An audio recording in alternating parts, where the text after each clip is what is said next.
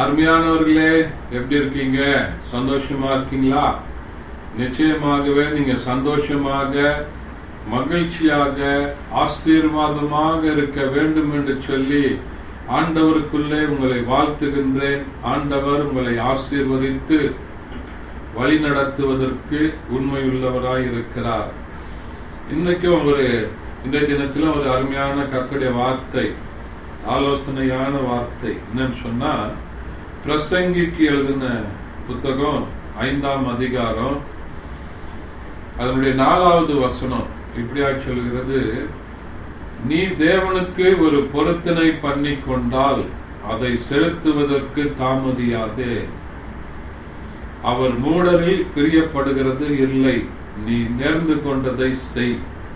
அடுத்த வசனத்துல சொல்றார், நீ நேர்ந்து கொண்டதை செய்யாமல் போவதை பார்க்கிலும் நேர்ந்து கொள்ளாமல் இருப்பது நலம் என்று சொல்லி அருமையான பிரசங்கி சாலமோன் ஞானி இந்த பிரசங்கி புஸ்தகத்துல எழுதும்போது அருமையான காரியங்களை பார்க்கிறோம். எனக்கு அருமையானவர்களே,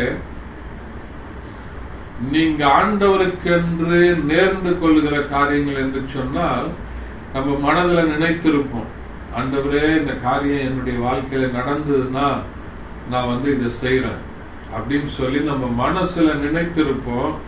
ஆண்டவர் நம்முடைய வாழ்க்கையில அந்த காரியங்களை நிறைவேற்றி தந்திருப்பார், ஒரு அற்புதத்தை செய்வார்.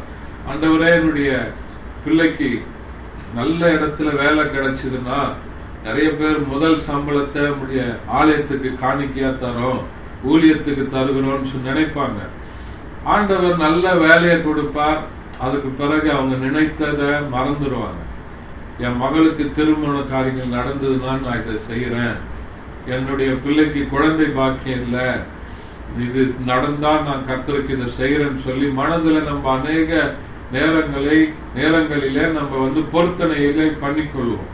இந்த பொருத்தனைய பண்ணிக்கொண்டா அதனை நம்மளும் என்ன பண்றோம், ஆண்டவருக்கும் நமக்கும் உள்ள காரியங்கள், அந்த ஆண்டவருடைய காரியங்கள்ல நீங்க உண்மையா இருக்கும் போது நேர்ந்து கொண்டதை ஆண்டவர் சமூகத்தை நீங்க செய்த பொருத்தனைகளை நிறைவேற்றுவதற்கு கவனமாக இருக்கணும்.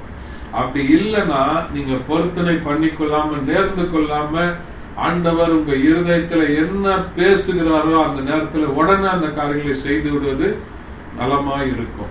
அதான் சொல்றார், நீங்க நேர்ந்து கொண்டதை செய்யாமல் இருப்பதை காட்டிலும் நேர்ந்து கொள்ளாமல் இருப்பது நலம் என்று சொல்லி, ஒருவேளை இந்த நாள்ல ஆண்டவர் உங்களோடு கூட பேசி இருப்பார் என்று சொன்னால், ஏதாவது ஒரு காரியத்தை நீங்க நேர்ந்து கொண்டு அந்த பொருத்தனையை இன்னும் நிறைவேற்றாமல் இருந்தீங்கன்னா, இந்த நாள்ல அந்த காரியங்களை ஆண்டவருடைய சமூகத்துல போய் சென்று அறிக்கையிட்டு அதை நீங்க சரி செய்யுங்க. ஆண்டவர் உங்க வாழ்க்கையில பெரிய காரியங்களை செய்வார். ஜெபிக்கலாமா? பரிசுத்த பிதாவே, உம்மை துதிக்கிறோம், உம்மை ஸ்தோத்தரிக்கிறோம், உம்முடைய நாமத்தை மையப்படுத்துகிறப்பா. இந்த நாள்ல கேட்ட வசனத்தின்படி ஆண்டவரே, நாங்கள் நேர்ந்து கொண்ட காரியத்துல உண்மையாயிருக்க நிறைவேற்ற உதவி செய்யுங்க. இயேசுவின் நாமத்தில் பிதாவே, ஆமென். Thank you. God bless you.